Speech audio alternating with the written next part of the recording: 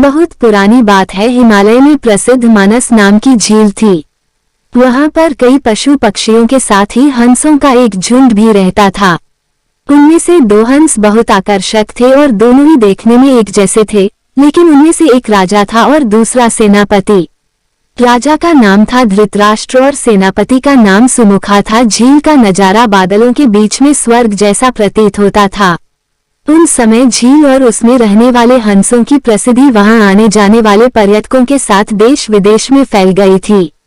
वहां का गुणगान कई कवियों ने अपनी कविताओं में किया, जिससे प्रभावित होकर वाराणसी के राजा को वह नजारा देखने की इच्छा हुई।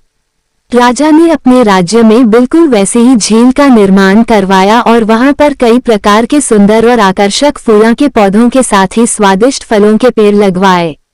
साथ ही विभिन्न प्रजाति के पशु पक्षियों की देखभाल और उनकी सुरक्षा की व्यवस्था का आदेश भी दिया। वाराणसी का यह सरोवर भी स्वर्ग जैसा सुंदर था, लेकिन राजा के मन में अभी उन 2 हंसों को देखने की इच्छा थी, जो मानस सरोवर में रहते थे।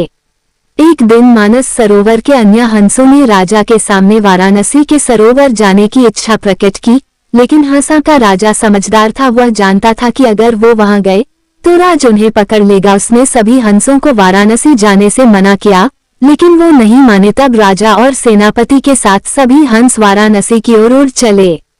जैसे ही हंसों का झुंड उस झील में पहुंचा, तो अन्य हंसों को छोड़कर प्रसिद्ध 2 हंसों की शोभा देखते ही बनती थी। सोने की तरह चमकती उनकी चोंच, सोने की तरह ही नजर आते उनके पैर और बादलों से भी ज्यादा सफेद उनके पंख हर किसी को अपनी ओर आकर्षित कर रहे थे। हंसों को सैनिक के कंधे पर बैठा देखकर हर कोई सोच में पड़ गया। जब राजा ने इस बात का रहस्य पूछा, तो सैनिक ने सारी बात सच सच बता दी। सैनिक की बात सुनकर राजा के साथ ही सारा दरबार उनके साहस और सेनापति की स्वामी भक्ति पर हैरान रह गया और सभी के मन में उनके लिए प्रेम जाग उठा। राजा ने सैनिक को माफ कर दिया और दोनों हंसों को आदर के साथ कुछ और दिन ठहरने का निवेदन किया। हंस ने राजा का निवेदन स्वीकार किया और कुछ दिन वहां रुककर वापस मानस झील चले गए।